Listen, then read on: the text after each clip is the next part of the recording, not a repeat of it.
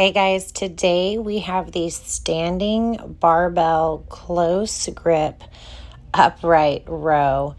This is going to target the front delt and upper traps a little more than when you have a wider grip. Here, I'm going to have a closer grip as I bring the bar up to my chest and stopping just above the chest and just below the chin.